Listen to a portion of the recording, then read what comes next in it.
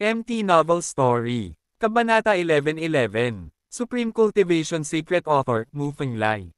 Gamit ang Thunder Dragon Martial Vein, si Lu Chen ay magiging walang takot sa anumang kulog sa hinaharap. Not to mention na may dalawang sakuna pa na tatawirin, kahit 200 beses, madali lang dumaan ng walang kahirap-hirap. Ang orihinal na Thunder ay ibinalik sa rookie, at ang maliit na Thunder Unicorn ay lumayo rin. 70% ng Baizang Tianlei ay kinagat ng Thunder Dragon Veins, at ang natitirang 10% ay nahulog sa kaluluwa ni Lu Chen. Si Lu Chen ay kumain ng dugo ng kaluluwa, at siya ay nagdadalubhasa sa pagsasanay sa kaluluwa sa panahong ito. Sa katunayan, napakalakas ng kanyang kaluluwa, kayang-kaya ito ni Lei sa buong araw, at isa pang tagumpay ang hindi magiging komportable. Ang kakayahan ng kaluluwa na makatiis sa kulog ay hindi hihigit sa 30%. Kaya naman sinaktan siya ni Baizang Tianlei at pinatay siya sa lugar. Ang orihinal na Thunderbolt ng rookie ay sumasakop lamang ng 40% ng kulog ng langit para sa kanya, ang maliit na kulog na si Kilin ay makakain lamang ng 10%, at ang iba pang 50% ay tumama sa kanyang kaluluwa. Paano ito natitiis ng kanyang kaluluwa? Sa kabutihang palad, ang kanyang kaluluwa ay sapat na malakas, si Watching Tianlei ay nabigo na maalis ang kanyang kaluluwa, ngunit nahati ang kanyang kaluluwa sa mga piraso. Ang mas mapalad pa ay sobrang lakas ng kanyang pisikal na katawan, hindi lang siya nabugbog ng 50% ng kulog, kundi naprotektahan din niya ang kanyang nasirang kaluluwa. Kung hindi, hinding-hindi niya mapapanatili ang paggising ng Thunder Dragon Vein. Kuya, makapangyarihan. Kinumpirma ni Fei Long na hindi patay si Lu Chen, sinampal niya ang kanyang kabayo sa lugar at sumigaw laban sa sakuna ng kulog.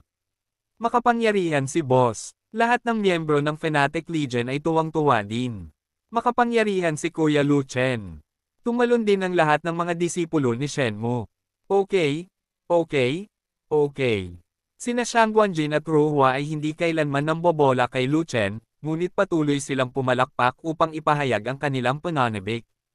Pagkaraan, sa gitna ng mga sigawan at nakakagulat na mga mata mula sa mga tagalabas, nalampasan ni Lu Chen ang ikatlong kapigatian. Pagkatapos, si Lu Chen ay labis na naguguluhan, kung bakit ang mga tagahanga ng Fnatic Legion ay napakalakas, sila ay nagpalakpakan ng ilang oras nang hindi napapagod, sila ay talagang kumbinsido. Pagkatapos ng ikatlong kapigatian, ang kapangyarihan ng kapigatian ni Lu Chen ay nakamit din ang ikatlong antas. Bagamat mayroon pa siyang kalahating hakbang upang pinuhin ang mga Diyos, ang kanyang aktwal na antas ng paglilinang ay 3 sakuna sa makalangit na kaharian ng kapigatian. Sa pagkakataong ito sa pamamagitan ng kapigatian, ang pinakamalaking pakinabang ay hindi ang kapangyarihan ng ikatlong antas ng kapigatian, ngunit ang paggising ng isang bagong martial art. Ang paggising ng Thunder Dragon Vein ay hindi lamang nagbigay sa kanya ng kakayahan sa walang takot na kulog, kundi na-double rin ang kanyang lakas. Isa pa, kapag lumaban si Wulong, de-double muli ang kanyang kapangyarihan. Ito ay, hindi problema ang talunin ang isang Panginoon ng mundo sa pamamagitan ng pagsasakripisyo kay Zontian. Kung makikita mo ulit si Ansi sa oras na ito, siguradong matatalo mo si Ansi para tawagin siyang ama. Hindi, tawagan mo si Lolo. Hindi, ang tunay na Diyos ay isang tao at hindi isang demonyo, kaya't mangyaring huwag ng tawaging Ansi. Si Lu Chen ay bumangon mula sa kamatayan, na nagparamdam kay Xing Fang na siya ay bumalik mula sa mga patay, at hindi niya kailangang magpakamatay. Sa pagbabalik, si Xing Fang ay patuloy na tumatawa sa kanyang sarili, na para bang kumain siya ng honey po.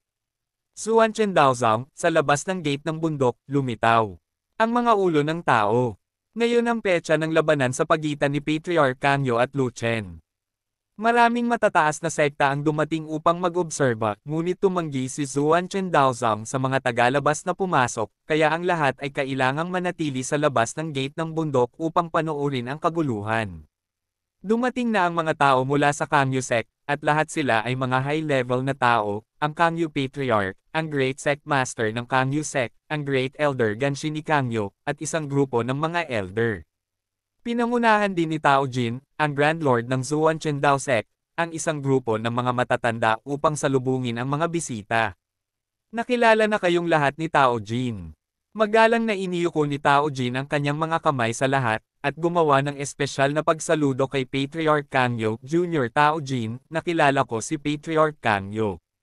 Stop talking nonsense, where's the domineering old ghost? Si Patriarch Kangyo ay nangingibabaw na nakataas ang butas ng ilong at hindi man lang niya nilinggan si Tao Jin. Umuurong pa ang ninuno ko. Walang pakialam si Tao Jin sa kabastusan ni Patriarch Kangyo at nakangiti pa rin siyang binati.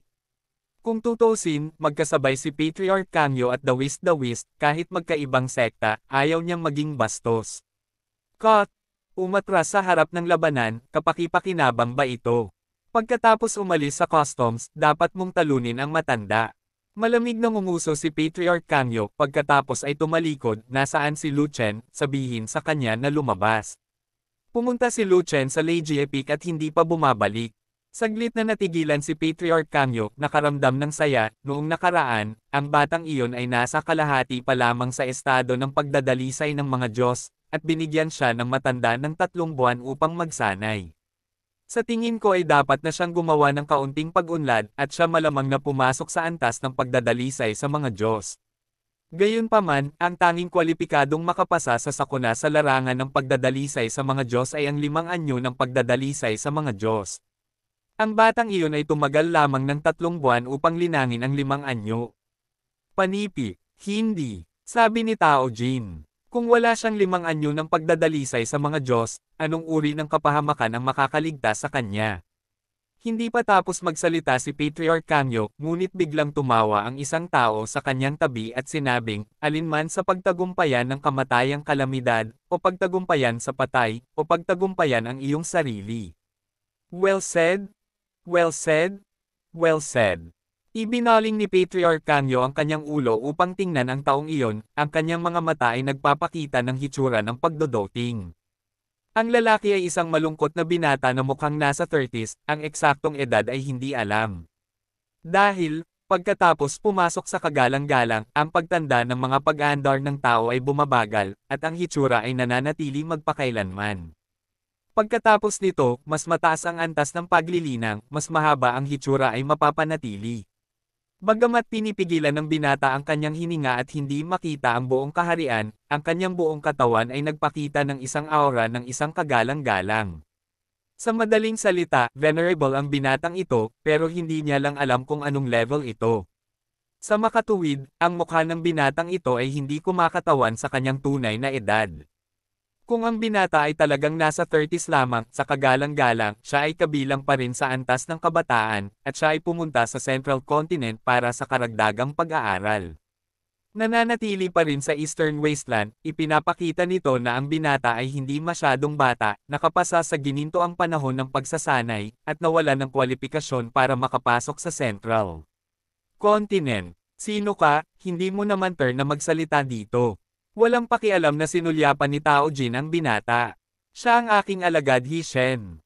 Pinandilatan ni Patriarch Kangyo si Tao Jin, at buong pagmamalaking sinabi, ang aking apprentice ay ang batang ninuno ng Kangyo sect, at mayroon akong sapat na timbang upang tumayo dito at makipag-usap sa iyo.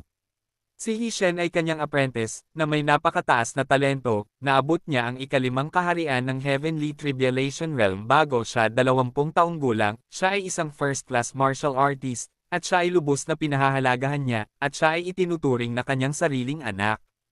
Nakakalungkot na 30 taon na ang nakalilipas, sa pakikipaglaban sa isang mataas na antas na mabangis na hayop, si Hishen ay hindi sinasadyang nabugbog hanggang mamatay ng mabangis na hayop, at si Yuan Shen lamang ang nakatakas.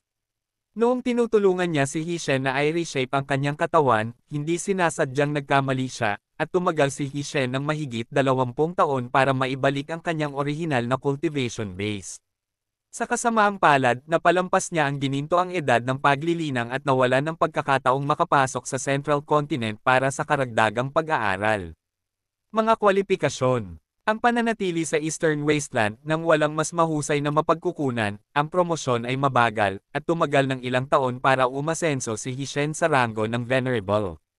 Dahil sa kanya kaya nawala ng magandang kinabukasan si Hishen sa martial arts, kaya mas mahal niya si Hishen para makabawi sa kanyang kasalanan. Gayunpaman, bahagyang sumimangot si Tao Jin, at walang sinabi, ayaw makipag-usap sa mayabang na pares ng master at apprentice na ito.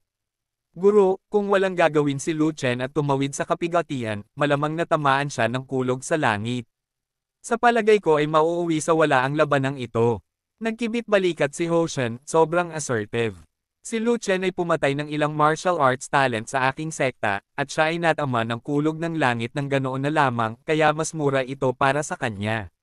Ngumuso si Patriarch Kangyo, tumingin muli kay Zuan Chendaozong, pinaikit ang kanyang mga mata, patay na ang bata, ngunit hindi pa patay ang matanda. Kabanata 11-12 Supreme Cultivation Secret Author, Mu Fenglai. Patriarch Kangyo, anong ibig mong sabihin? Hindi napigilan ni Tao Jin na magsalita nang makitang masungit na nagsasalita ang mayabang na master at apprentice. Ang ibig sabihin ng matandang ito ay patay na ang batang ninuno ng iyong angkan, ngunit hindi pa patay ang matandang ninuno. Gusto siyang patayin ng matandang ito. Sinigawan ni Patriarch Kangyo si Tao Jin, binasag ang ingay. Ang dagandong ay parang kulog na gumugulong mula sa langit, kumakalat ng libu-libong milya ang layo, na naging sanhi ng pagsimangot ni Tao Jin, at isang mahinang daloy ng dugo ang damaloy mula sa magkabilang tainga. Patriarch Kangyo, ito ang Zuan Chen Daosek, huwag kang maging mapangahas dito. Tumaas ang galit ni Tao Jin, at hindi na niya binigyan ng anumang mukha si Patriarch Kangyo, kaya diretso niyang itinaas ang paningin at itinaas ang Dragon Spear. Bakit, gusto mo bang makipag-away sa matanda? Binigyan ni Patriarch Kangyo si Tao Jin ng masamang tingin, ang pakikipaglaban sa matandang ito sa antas ng iyong cultivation ay walang pinagkaiba sa panliligaw sa kamatayan. Tawagan natin ang nangingibabaw na matandang multo para lumabas at labanan ang matandang ito. I don't need my ancestor to take action, kaya din kitang patayin. Itinaas ni Tao Jin ang kanyang dragon gun at itinutok si Patriarch Kangyo, mas mabuting ibalik mo ang isang tao, kung hindi, huwag mong sisihin ang Suzerain sa pagiging bastos. Hindi ka karapat-dapat na labanan ang matandang ito. Lumingon si Patriarch Kangyo at sinulyapan ang dakilang Suzerain ng sekta ng Kangyo, at sinabing, pumunta ka, ang dakilang Suzerain ay tama sa dakilang Suzerain. Oo. Ang Patriarch na si Kangyo ay tumugon, itinaas ang kanyang espada at nakangiting sinabi, Tao Jin, matagal na tayong hindi nag-sparring, iniisip ko kung bumuti na ba ang iyong paglilinang. Ngunit huwag kang matamba ng Suzerain sa loob ng 10 galaw tulad ng last time, ang boring naman. Kera, hindi nakipag-usap ng walang kaparerekan si Tao Jin sa kalaban, at direktang tumalon sa langit upang maiwasan ang labanan sa lupa at maapektuhan ang sekta. Para sa isang labanan sa kanyang antas, isang resulta lamang ng labanan ay sapat na upang basagin ang maraming mga gusali sa sekta. Kunin mo ang espada. Ang Master Sect ni Kangyo ay tumalon din sa kalangitan, itinulak ang paningin, at direktang bumaril. Ang dalawang dakilang Suzerain ay parehong gininto ang katawan na kagalang-galang, na may parehong kaharian at maliit na pagkakaiba sa lakas, at sila ay nakikipaglaban para sa komprehensibong kapangyarihang labanan. Sa sandaling ang dalawang panig ay nagsalubong, ang mga sibat at mga espada ay nagbanggaan, at isang napakalaking ingay ang sumabog, na nabasag sa isang piraso ng kawalan. Gayunpaman, si Tao Jin ay napaatras ng ilang talampakan ng espada ng kalaban, at ang kanyang lakas ay halatang bahagyang mas mababa sa kalaban. Hoy, may progress ka na, pero umatras ka lang ng ilang talampakan. Hindi ka kasi umuunlad eh. Itinuwid ni Tao Jin ang kanyang Dragon Spear, ang kanyang tunay na enerhiya ay sumabog, at dumiretso siya sa kalaban. Matapos subukan ni Master Kangyo ang lakas sa pakikipaglaban ni Tao Jin, hindi na siya nang ahas na maging kasing yabang ng dati, at sinimulang labanan si Tao Jin ng seryoso. Sa isang kisap mata, ang magkabilang panig ay naglaban ng daan-daang round, ngunit nabasag lamang. Pabilis ng pabilis ang laban ng dalawa, at unti-unting sumili ang gintong liwanag sa kanilang katawan. Iyan ang gininto ang katawan ng gininto ang katawan na kagalang-galang, mas matindi ang laban, mas maraming gintong liwanag ang sisikat. Pagkatapos ng isang stick ng insenso, si Tao Jin ay nakagawa ng kaunting pagkakamali, sinipan ng kalaban, at nahulog sa langit. Tama, tama. Pinatay ka ng Suzerain sa pamamagitan ng 10 galaw noong nakaraan, ngunit sa pagkakataong ito ay umabot ng 100 galaw. Kahanga-hanga ang iyong pag-unlad. Bumaba mula sa langit ang Patriarch na si Kangyo, lumapag sa harap ni Tao Jin, at muling nginisyan, ayon sa bilis ng iyong pag-unlad, kung lalaban tayo sa susunod, hindi ba gustong gumamit ng 1,000 galaw ang Suzerain na ito para talunin ka? Sa susunod, ang Suzerain na para talunin ka. May pagmamataas sa mukha ni Tao Jin, ngunit may dugo sa gilid ng kanyang bibig, halatang may mga pinsala sa loob. Sa katunayan, ayon sa naunang talaan ng pakikipaglaban sa Kangyu Sect Master, hindi siya nakaligtas sa 10 galaw. Ngunit ngayon, pagkatapos ng libu-libong galaw, natalo siya ng Kangyu Great Sect Master, natural lang ito dahil sa kanyang improvement sa cultivation. Ang dahilan kung bakit bumuti ang kanyang cultivation ay dahil kay Lu Chen.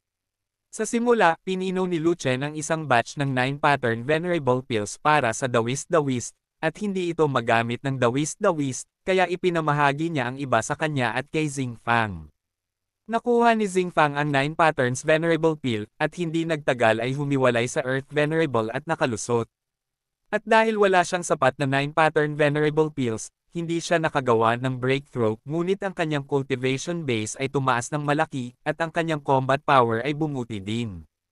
Kung hindi, paano siya makakagawa ng 1,000 galaw kasama si Patriarch Kangyu? Inaasahan ito ng Suzerain. Tumawa si Sect Master Kangyu, at sa sandaling binawi niya ang mahabang espada, tumalikod siya at naglakad pabalik. Parehong mahusay na sekta ang Zuan Chendao Sect at Kangyu Sect, hindi magkaribal na sekta. Ang mga dakilang pinuno ng sekta ng dalawang panig ay nakikipaglaban sa isa't isa upang matuto sa isa't isa, at hindi nila dapat saktan ang buhay ng mga tao sa publiko. Kung hindi, ang mga kahihinatnan ay magiging napakaseryoso. Sa isang digmaang Zhangmen, parehong matatalo ang Magdurusa. Pumunta ka at tawagin ang nangingibabaw na matandang multo, hindi ka pahihirapan ng matanda. Tiningnan ni Patriarch Kangyu si Tao Jin ng may paghamak, at muling nagbanta, kung hindi, huwag mo akong sisihin sa pagwawalang bahala sa etika, direktang pagsira sa tarangkahan ng bundok, at pagpasok para makahanap ng isang tao. Ang lakas ng loob mo. Isang galit na boses ang narinig mula sa likuran. Napalingon ang lahat at nakitang naglalakad ang Dawis mula sa labas. Naghintay akong makita ang ninuno. Mabilis na pinangunahan ni Tao Jin ang kanyang mga nakatatanda upang saluduhin ang ninuno. Nakita ko na si Patriarch Zuan Chen. Maliban sa mga mula sa Kangyu Sect, ang mga tao mula sa ibang mga sekta ay sunod-sunod na sumaludo upang ipakita ang kanilang paggalang. Matanda, halika para ay buli ang mga alagad at apo ko habang wala ako. Galit na itinuro ng dominanteng totoong tao si Patriarch Kangyu at nagtanong. Overbearing old ghost, hindi ka ba umaatres sa sekta, bakit sa labas ka nang galing? Kakaibang tanong ni Patriarch Kangyu. Wala kang pakialam. Malamig na sumangot ang dominanteng tunay na lalaki, sikreto ang kanyang kinaroroonan, paano niya ito ikalat kung saan-saan, kalabisan lang ang tanong ng matanda. Actually, pumunta siya sa Leijie Peak. Sa tuwing tatawid si Lu Chen sa sakuna, tahimik siyang sumusunod sa kanya at nagtatago sa dilim para samahan si Lu Chen, hindi dahil sa natatakot siya na hindi gagawin ni Xingfang ang kanyang makakaya, kundi dahil natatakot siyang papatayin si Old Ancestor Kangyu, kanya. Kung sakaling lumabas si Patriarch Kangyu upang harangin at patayin si Lu Chen, hindi siya ma-escort ni Xingfang, kailangan niyang lumabas. Ngunit sa pagkakataong ito, si Patriarch Kangyu ay hindi lumabas upang maglaro, at si Lu Chen ang binitukan hanggang mamatay ni Tianlei. Sa oras na iyon, tulad ni Xingfang, blanko ang kanyang isip, at sobra ang kanyang kalungkutan, na naging sanhi ng pagkagulo ng mga Meridian, at halos mabaliw siya. Sa kabutihang palad, si Lu Chen ay nabuhay muli sa lalong madaling panahon, kung hindi, kapag ang kanyang emosyon ay bumagsak, ito ay hindi maiisip. Siyempre, matagumpay na nalampasan ni Lu Chen ang sakuna, at bumalik siya ng isang hakbang ng mas maaga kay Lu Chen, sa tamang panahon para makitang naglalaban sina Tao Jin at Kangyu Great Sect Master. Nabalitaan ko na ang apprentice mo na si Lu Chen ay namatay habang gumaganap ng Duo Jia, hindi ba? Tumawa si Patriarch Kangyu, nanunuya. You're playing to death, buong pamilya mo naglalaro to death. Galit na sabi ng nangingibabaw na totoong tao, pagkatapos ay binunot ang kanyang espada, at itinuro si Patriarch Kangyu, matanda, itigil mo na ang pagsasalita ng walang kaparerekon, ngayon ang araw ng aking paghihiganti. Kung paano mo ako binubuli noon, ibibitin kita, kung ikaw ay hindi. Huwag mong idiin ang matandang ulo mo sa lupa at kuskusin ito ng pabalik-balik, susumpa ako na hindi ako magiging tao. Sino ba ang hindi marunong magmayabang? Sino ang hindi nakakaalam na mas mahusay ka sa paghigop na ito? Panipi. Tumawa si Patriarch Kanyo, at may hawak ding mahabang espada sa kanyang kamay, at tumalon sa langit, maswerteng. Matandang multo, kung maglakas loob kang umakyat, puputulin ko ang iyong katawan ngayon at hahayaan kang magsimulang muli. Sinong sumabog na hindi sigurado? Ang nangingibabaw na tunay na lalaki ay nginisyan, itinaas ang kanyang espada at umakyat, inunahan ang pag-atake, at nilaslas si Patriarch Kanyo gamit ang kanyang espada. Nasusunog na langit. Kabanata 11:13. Supreme Cultivation Secret Author, Mufeng Lai. Sa isang hampas ng espada, madudurog ang langit at lupa. Ang galit ng espada ay parang bulkan. Ang battle technique ni Fen Tian ay mid-level heaven rank, sobrang dominante, napakaangkop para sa mga mandirigmang may malabol ka na pangitain, isa lang itong battle technique na ginawa para sa dominanteng mga totoong tao. Napakalakas din ng mga kasanayan sa pakikipaglaban ni Patriarch Kanyo, ngunit nakakalungkot na nasa tuktok sila ng antas ng lupa, na higit na mas masahol kaysa sa mga kasanayan sa pakikipaglaban ng totoong tao. Kahit na ito ay isang top-level Earth rank top rank, ang kapangyarihan nito ay mas mababa kaysa sa isang sirang Sky rank middle rank na kasanayan sa pakikipaglaban. Boom! Ibinato ni Patriarch Kanyo ang kanyang espada gamit ang kanyang backhand at nilaslas ang Zuanchen sword ng dawis-dawis. Ang tunog ng laslas ay yumanig sa mundo. Ang dalawang santo ay lumaban gamit ang kanilang mga espada, at ang resulta ng labanan ay nagniningning ng malawak na hanay, na may radius na 10,000 zang, at ang espasyo ay nasira. Ngunit pagkatapos ng isang sword strike, ang nangingibabaw na totoong tao ay tumayo, habang si Patriarch Kanyo ay pinadalang lumipad ng daan-daang talampakan palayo. Wow! Ang lahat ng taong nanunood ng labanan ay agad na nagpakawala ng bulalas, lahat sila ay nabigla sa lakas ng pakikipaglaban ng nangingibabaw na tunay na tao. Walang ibang dahilan, dahil sa libu-libong taon, si Patriarch Zuanchen ay hindi naging kalaban ni Patriarch Kanyo. Sa makatuwid, si Zuanchen Daozang ay sinakian ni Kang Yuzong, at mahirap ay turnover. Sa hindi inaasahang pagkakataon, magkakaroon ng araw si Patriarch Zuanchen na tataas ang kanyang lakas sa pakikipaglaban, at si Patriarch Kangyo ay ipapadalang lumilipad gamit ang isang espada. Hindi ba ito nakakagulat? Ang sinumang may kaunting utak ay makakaalam na gusto ni Zuanchen Patriarch na bumalik si Xianyo, at mula noon, tinapakan ni Zuanchen Daozang si Kang Yuzong sa ilalim ng kanyang mga paa. Mga kasanayan sa pakikipaglaban sa antas ng langit. Pinunasan ni Patriarch Kangyo ang dugo sa sulok ng kanyang bibig, at may pagkagulat sa kanyang mga mata, overbearing matandang multo, kailan mo nalinang ang ganoong mga advanced na kasanayan sa pakikipaglaban. Stupid, kailangan ko bang sabihin sa iyo kung anong combat skills ang nalinang ko? Tumawa ang nangingibabaw na tunay na lalaki, at ang pagtatampo na naipon sa kanyang puso sa libu-libong taon ay bumuhos sa isang iglap. Ngayon, gusto kong ipakita ang aking kapangyarihan at mabawi ang kaluwalhatian ng nakaraan. Sa iyong apelyido Siyang. Hindi Siyang ang apelyido ko. Galit na galit si Patriarch Kangyo. Kung gayon ay tatawagan ko ang iyong apelyido Siyang. Ang nangingibabaw na tunay na tao ay nakakuha ng kapangyarihan at walang awa, ibinaba niya ang Zuanchen sword, patuloy na ginamit si Fen Tian, at dumiretso sa Patriarch Kangyo. Kahit na mayroon kang mataas na antas ng mga kasanayan sa pakikipaglaban, maaaring hindi mo matalo ang matandang ito. Binati rin siya ni Patriarch Kangyo gamit ang kanyang espada, at gamit ang kanyang mga kasanayan sa pakikipaglaban, sinubukan niya ang kanyang makakaya upang piliting tanggalin ang espada ng dawis-dawis. Pagkaraan, ang dalawang patriarka ay nag-away, ikaw ay dumating at umalis, ikaw ay pumutol at tinadtad, ang espasyo ay gumuho at gumuho, ang kawalan ay nabasag, at pati ang langit ay pinalo upang magpalit ng kulay. Ang dalawang santo ay nagsagupaan sa napakabilis na bilis, at nakipaglaban sa 12-12 ng mga round sa ilang paghinga lamang, ngunit mabilis na natukoy ang nanalo. Na-snap. Ang Zuanchen sword ay naglaslas sa Benglong sword, nabasag ang sword power ni Patriarch Kangyo, at direktang nagpabagsak kay Patriarch Kangyo mula sa langit. Sa pagtama ng espadang iyon, hindi nahulog sa langit si Patriarch Kanyo, ngunit tumungo sa lupa, mga paa sa langit, nahuhulog na parang bulalakaw, sa isang kisap mata, ang kanyang ulo ay unang tumama sa lupa. Boom! Natamba ang lupa mula sa malalim na hukay na ilang talampakan, ngunit nawala si Patriarch Kanyo, na bumagsak na sa lupa. Guro, matandang ninuno, si Hishen, Ganshi, ang dakilang Panginoon ni Kangyo, at isang grupo ng matataas na opisyal ni Kangyo ay sunod-sunod na sumugod. Ang iba ay sunod-sunod na sumugod na gustong makita kung ano ang nangyari. Sa ilalim ng malalim na hukay, tanging ang katawan ni Patriarch Kangyo ang bumulusok sa lupa, dalawang malalaking paa lamang ang tumambad na nanginginig, maging ang mga bote ay lumipad sa kung saan. Sa Eastern Desolate Territory, ito ang unang pagkakataon na ang Patriarch na si Kangyo, na palaging sikat, ay binugbog tulad ng ibong ito, at ito ay isang pagbubukas ng mata para sa lahat.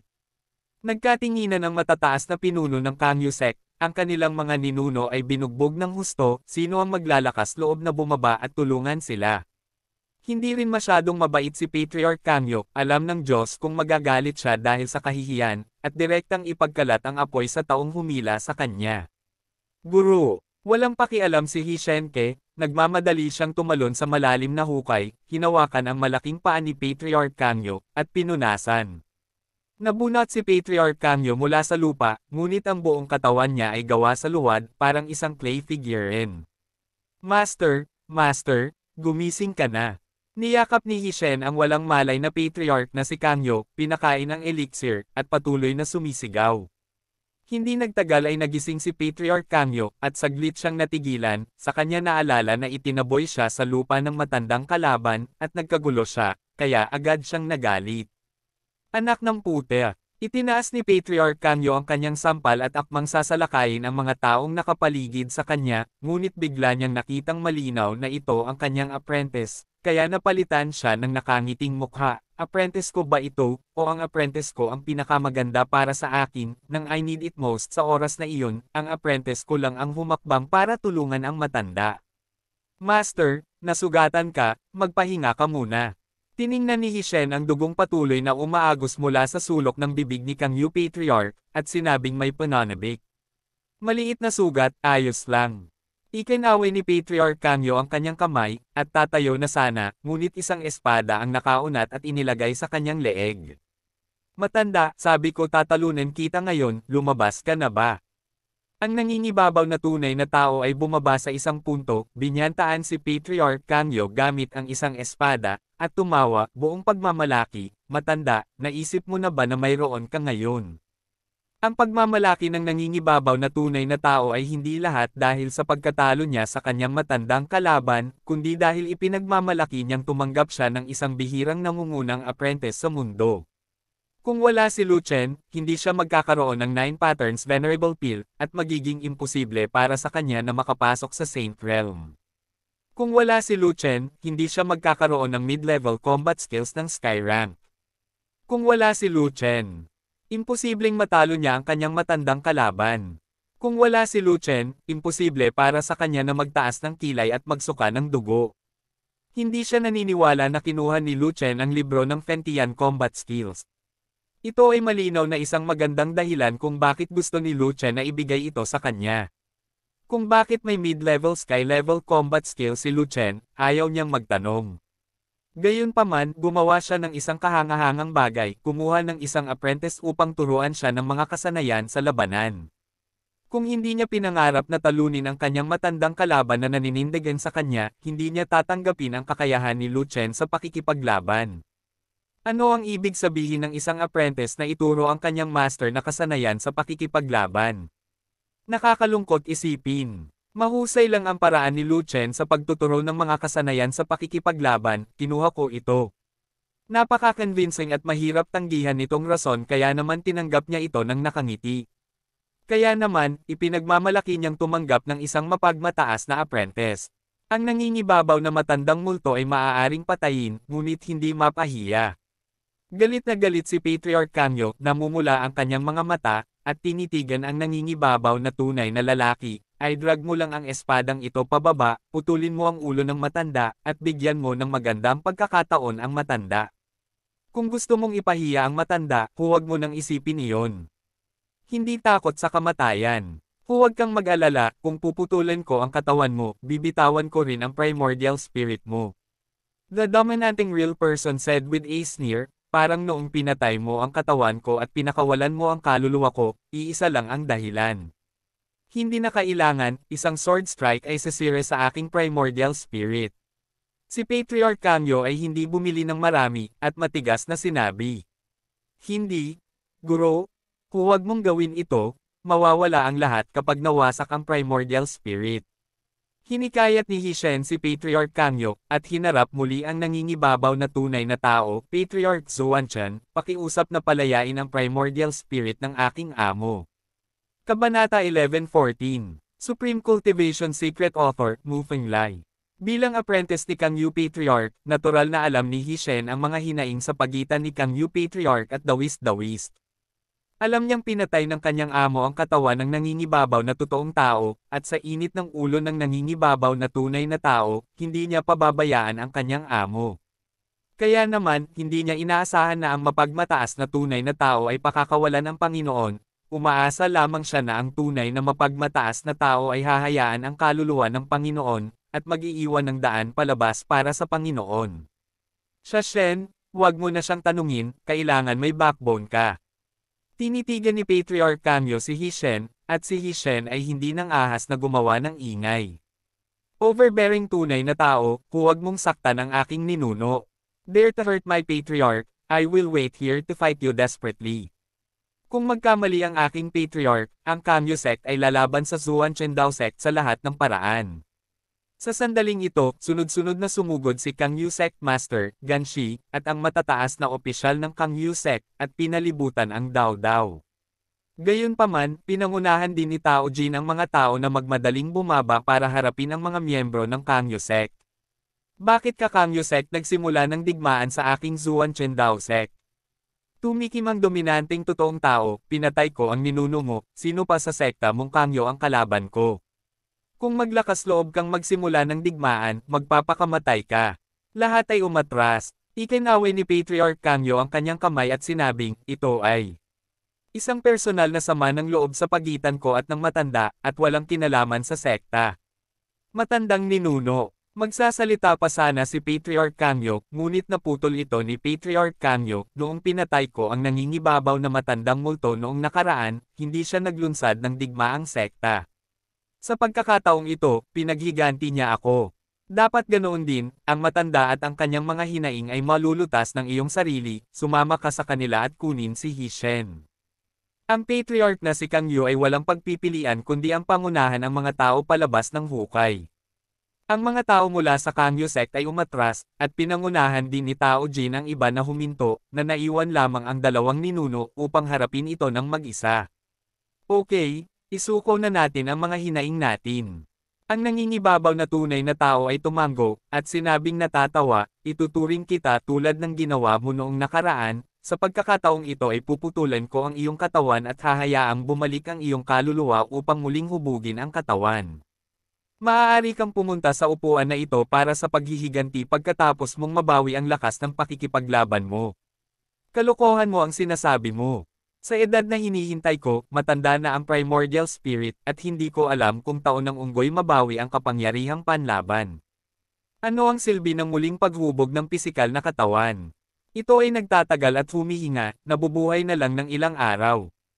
Panipi, ngumuso si Patriarch Kangyo, na may kalmadong ekspresyon sa kanyang mukha, dapat mo na lang patayin ng direkta ang primordial spirit ng matandang ito. Ito ang hiniling mo. Ang upuang ito ay palaging tumutugon sa kahilingan ng lahat, at hayaan kang humingi ng kabutihan at kabutihan.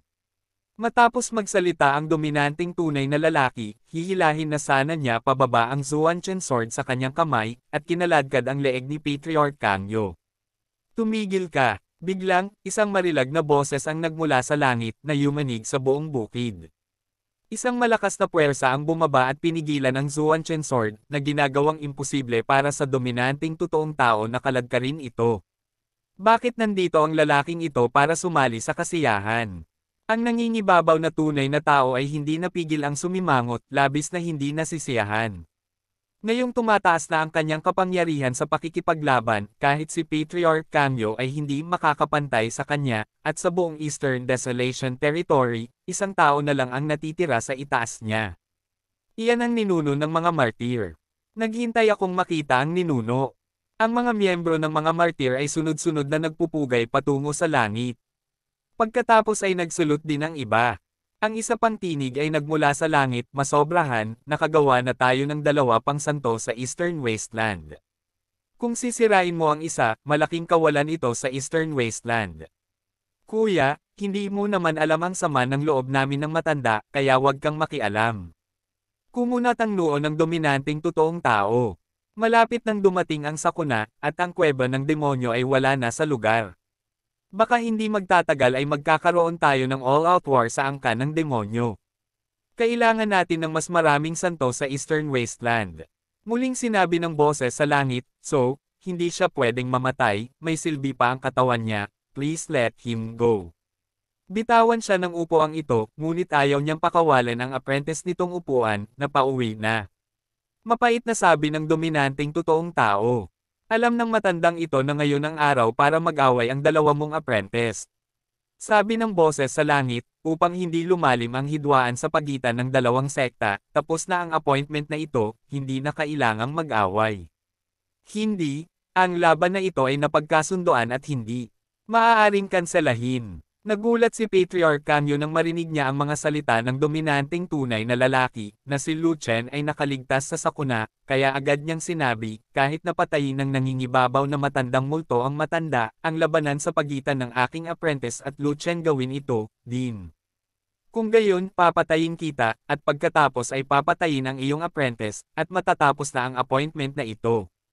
Ang sabi ng Patriarch ng mga martir sa langit, dahil ayaw mong sumuko sa laban, lumaban tayo.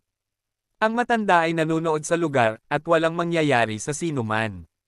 Ang nangingibabaw na tunay na lalaki ay ngumuso, binawi ang Zuanchen sword, at dumiretso sa langit. Pagkatapos, lumipad din si Patriarch Kamyo. Isang patayan ang itinigil ng mga ninuno ng mga martir. Ang ninuno ng mga martir ay naging banal sa pinakamatagal na panahon at may pinakamalakas na kapangyarihang labanan. Walang tao sa Eastern Wasteland. Sa harap ng mga ninuno ng mga martir, kahit na ang isang nangingibabaw na tunay na tao ay dapat kumbansihin. Maraming mga ninuno ang lihim na nag-uusap ng mga bagay-bagay sa kalangitan, at lahat ng nasa ibaba ay hindi nang ahas na umalis, at maaari lamang maghintay ng tahimik. Gayunpaman, ang lahat ay kasing linaw ng salamin. Ang labanan sa pagitan ng 2 ninuno ay nabago na ang ranggo ng Kamyo sect. Mula noon, kabilang sa 3 pangunahing sekta sa Eastern Wasteland, ang Kamyo sect ay hindi na pumangalawa, ngunit nasa huli. Ang pangalawang lugar ay natural na ang Zuanchen Daoist sect ng ninuno na si Zuanchen.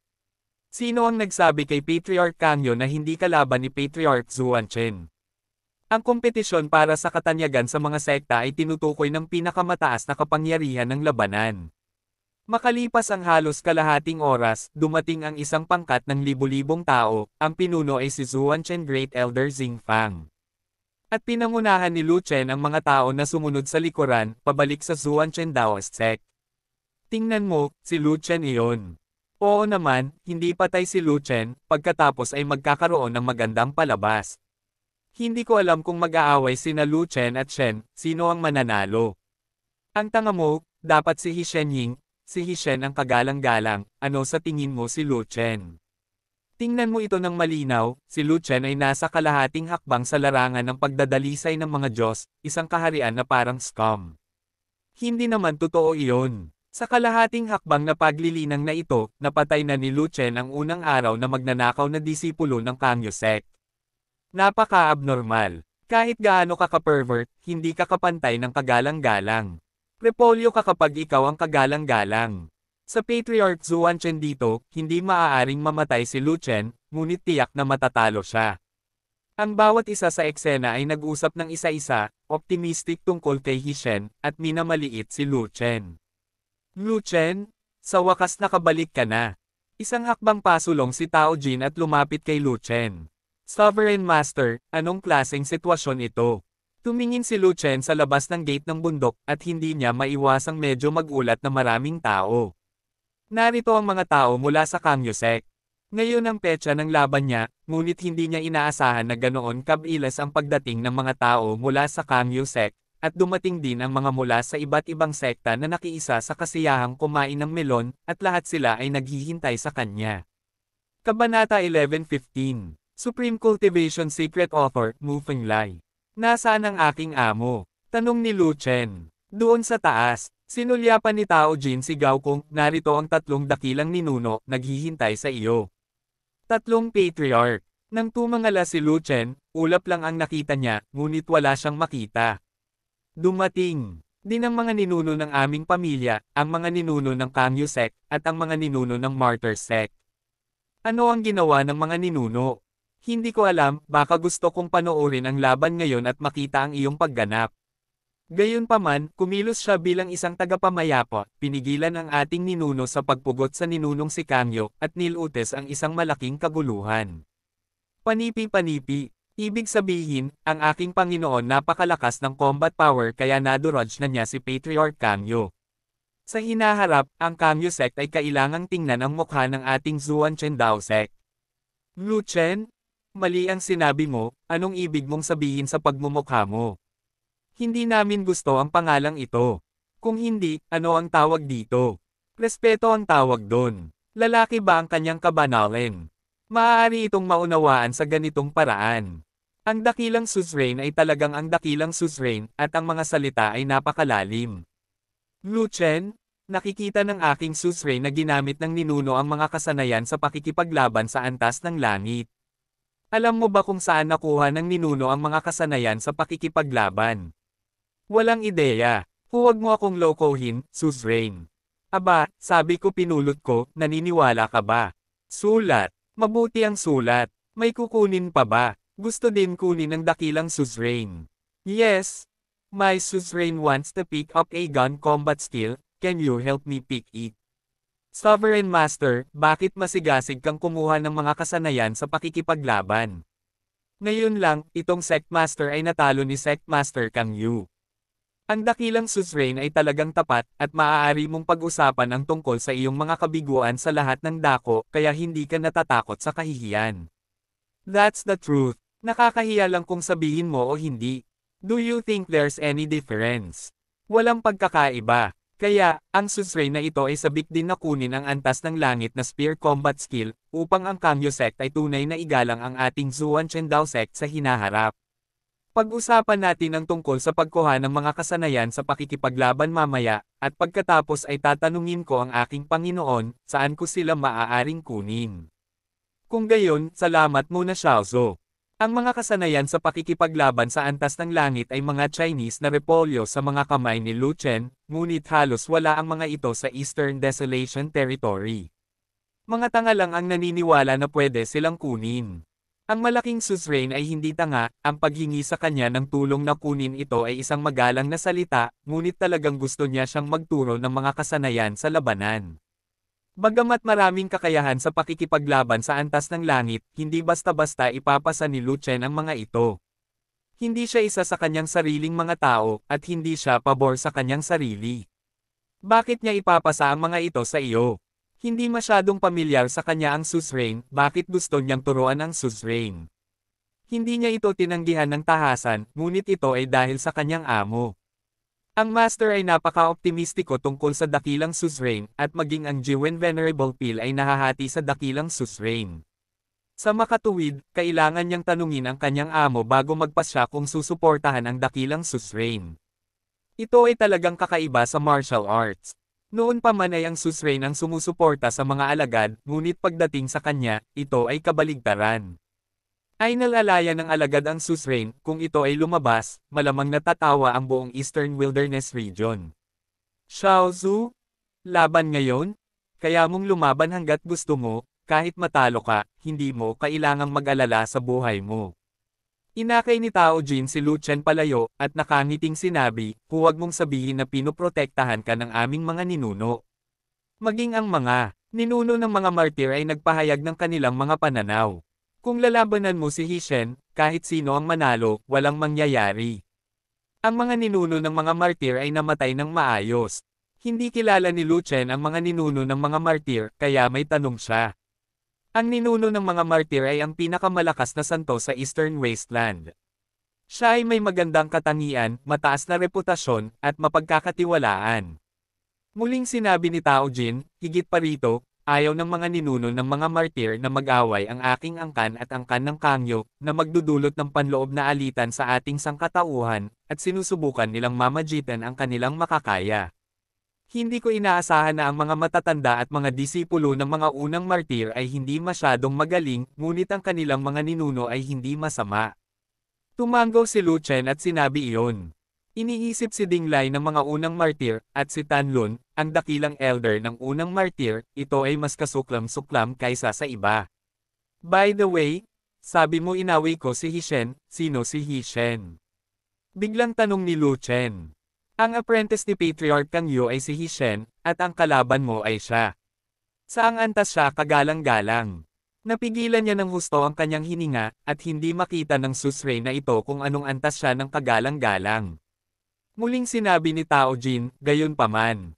Sa sandaling lumabas ang pangungusap na ito, naramdaman ni Tao Jin na sobra na ito, at nagmadaling gumawa ng isa pang ulos. Sa totoo lang, kahit siya ay isang gininto ang katawan na kagalang-galang, kahit na siya ay isang kagalang-galang na lupa, hindi madali para kay Xiaozhou na lumaban. Nakita niya ang labanan ni Lu Chen at Ansi, at nakikita niya kung gaano kalakas si Lu Chen. Nagbukay ng malaking butas si Lu Chen para mapilitan si Ansi na aminin ang pagkatalo. Sa totoo lang, hindi niya kayang talunin si Ansi. Ang lakas ng pakikipaglaban ni Lu Chen ay walang alinlangan na napakalakas na siya ay abnormal, at sa ilalim ng kagalang-galang, siya ay hindi magagapi. Ngunit ang kaharian ni Lu Chen ay hindi nagbago, siya ay nasa kalahating hakbang pa rin ng pagdadalisay sa mga Diyos. Kung talagang lalaban siya sa kagalang-galang, hindi sapat para sa kagalang-galang na ilagay ang kanyang mga ngipin sa pagitan ng kanyang mga ngipin. Nakikita niya na si Hishen ay hindi nangangahulog ang isang mahinang kagalang-galang, ngunit maaaring isang makapangyarihang kagalang-galang na hindi kayang labanan ni Lu Chen. Sa makatuwid, ang sinabi niya sa huli ay isang pahiwatig kay Lu Chen na susuko siya kung hindi niya ito matalo. Anyway, mayroong isang ninuno sa langit, at si Hishen ay hindi nang ahas na saktan ang buhay ni Lu Chen. Salamat sa paalala, Great Suzerain, aalamin ko ito. Hindi nagtagal, naglakad si Lu Chen at ang iba pa sa labas ng gate ng bundok at naging focus ng lahat. Lu Chen? Bakit ka pumunta dito? Hinihintay ka ng lahat. Lu Chen? Nakikita mo na narito ang lahat ng matataas na opisyal mula sa iba't ibang sekta, ngunit dahan-dahan kang lumilitaw. Nangahas ka bang maniwala na ikaw ang pinakamalaking figure? Lu Chen? Ang huling pagkakataon na nakita kita ay nasa kalahating hakbang ng paglinang sa mga Diyos, ngunit sa pagkakataong ito nakita kita sa kalahating hakbang ng pagdadalisay sa mga Diyos. Pagkatapos nitong 3 buwang pagsasanay, nalinang ka na ba sa antas ng aso? Lu Chen? Sinabi ng iyong Panginoon na ikaw ang pinakamahusay sa mundo, ngunit ikaw ay nasa kaharian na ito, gaano kakalakas ng loob na maging pinakamahusay sa mundo. Natatakot ako na hindi ito kasing husay ng ordinaryong Chanjiao. Panipi, Lu Chen? Akala ko magdadala ka ng milagro ngayon, pero batik pala ng tinta. Maraming matataas na opisyal mula sa iba't ibang sekta ang nakilala si Lu Chen, at nang makita nila si Lu Chen sa ganoong kalagayan, pinagtawanan nila siya ng sunod-sunod. Morning, everyone. Tumawa si Lu Chen, pinagsalikop ang kanyang mga kamay, at binati ang lahat ng hindi nagmamadali. Late na ako, pinaghintay ko ang lahat ng mahabang panahon. Tumigil ka na sa kalokohan, bilasan mo at makipag-away sa munting ninuno ko, matagal na tayo dito. Sabi ni Ganshi. Hoy, anong ginagawa mo dito? Sinong nagsabi sa iyong pumunta ka? Sinong nagsabi sa iyong pumunta ka ng ganito kaga? Bukas ka na lang bumalik, idiot. Hindi na lang pinansin ni Lu Chen si Gangxi, nagsimula na lang siyang magalit.